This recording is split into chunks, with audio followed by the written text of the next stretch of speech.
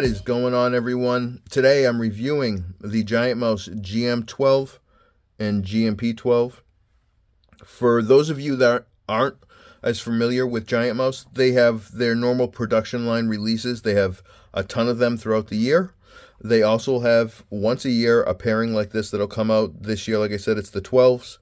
So the GM is going to be the standard model in this pairing. I say that because the GMP is always the darker scheme, and the P stands for pirate.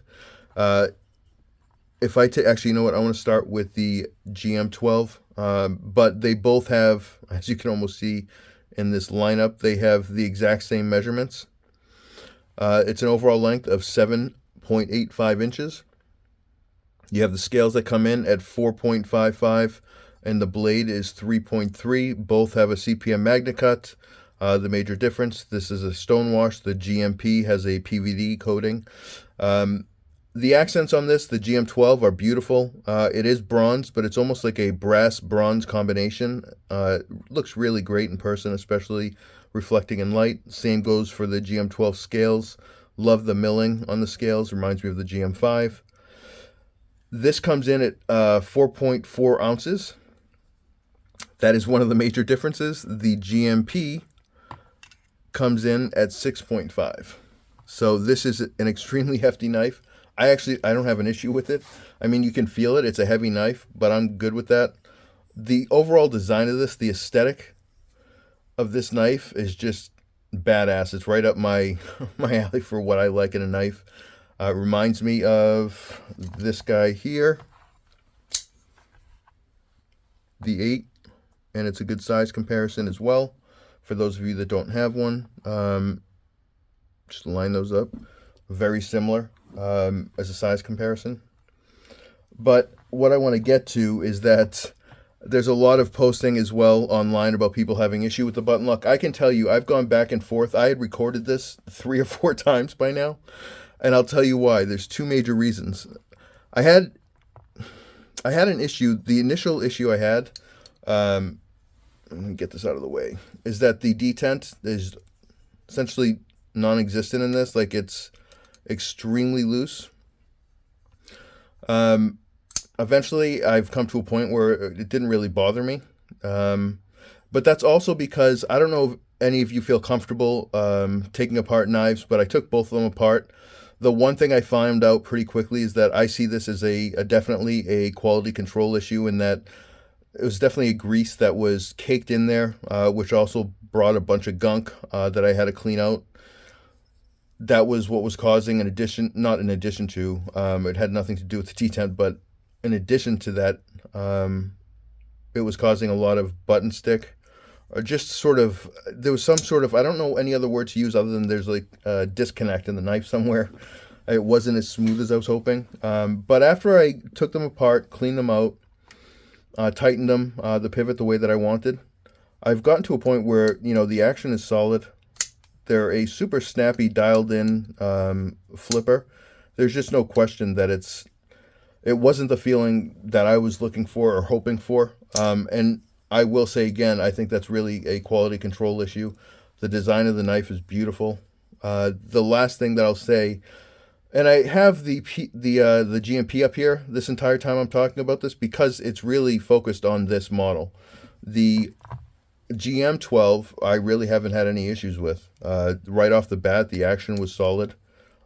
Didn't have any issues anywhere else, and it was. And this is a small thing, because if you're a knife person, you should be willing to. Maybe you think you shouldn't have to at this price point, and I agree. But I'm okay sharpening knives if I need to. It's really not an issue. It's actually a point of relaxation for me. But when I went to the cutting tests, and that's sort of why I ended up re-recording, is I put a new edge on the GMP12 because it just was not cutting, which is, I guess, a little bit in their defense as well. It didn't seem like it was dull, but I don't know, somewhere in the process, you know, it just out of the box, it didn't come out that sharp. So I had to put a new edge on it and shoot some more video. And it cut fine. And as a matter of fact, I brought some just dowels in here to just show you a close-up.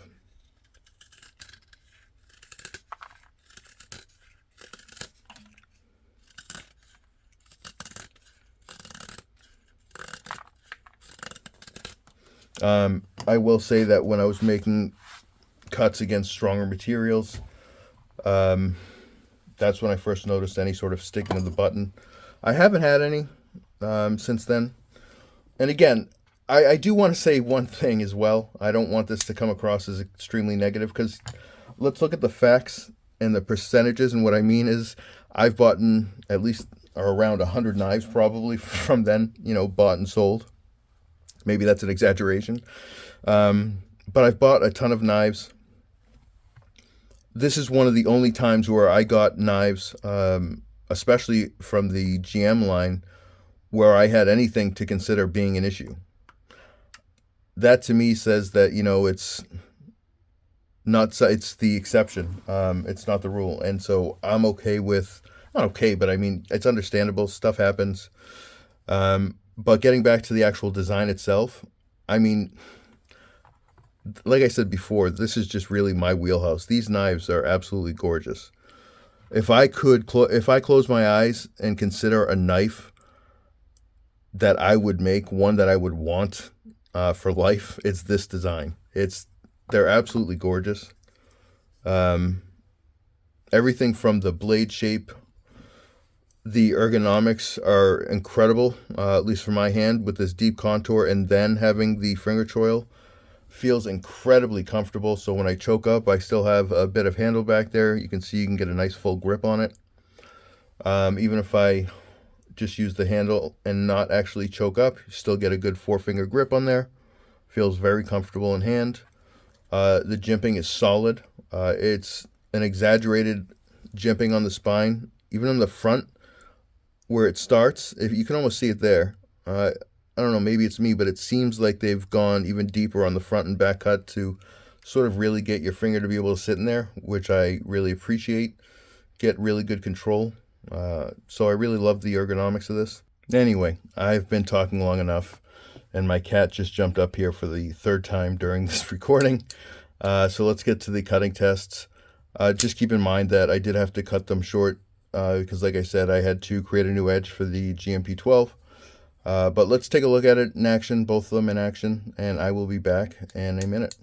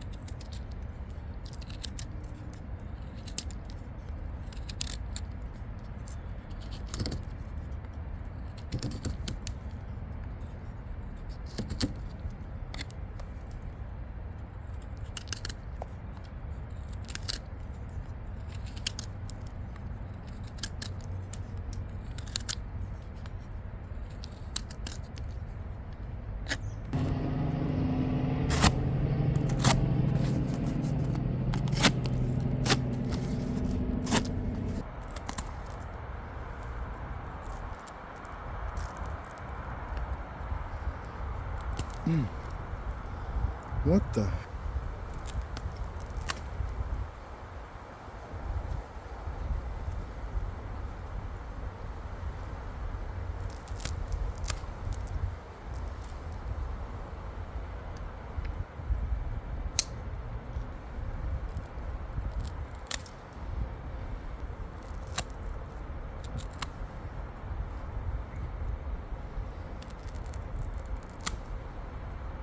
And we're back.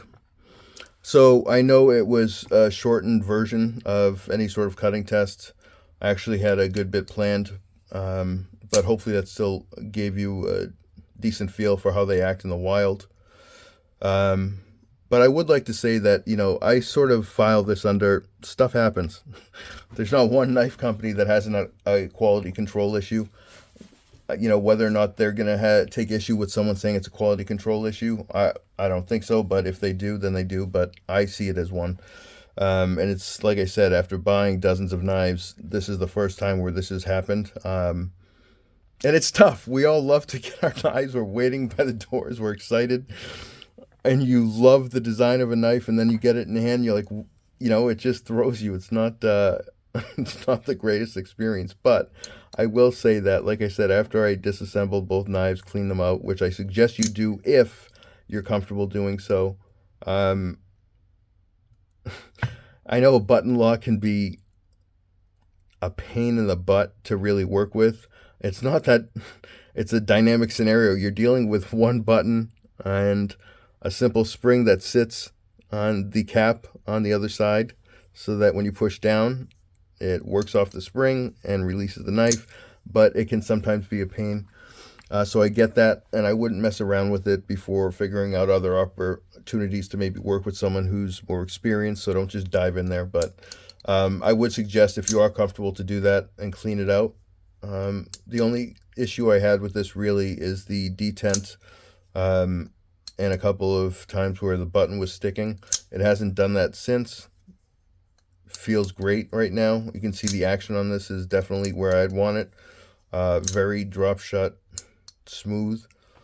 I also did put a little bit of lube in the well where the spring goes, and then I also, and I don't care if you guys think it's the wrong thing to do, I did it and I will continue to, is I just drip some on the front side and pressed it a couple dozen times to work it in. But you can see the action on both of these is solid right now. I really don't have anything to complain about. I actually love the way they're working at this moment. But yeah, I really hope that you guys that have bought them don't have any of that type of experience. I know that some of you have, but I love this design. And anytime I've worked with GM on an issue, it's only been a couple times, they've been very helpful. But thank you all for watching. I appreciate it. And please do subscribe and like if you have a moment and you're not completely sick, or pretend anyway that you're not completely sick of hearing that. All right, guys. Talk to you soon.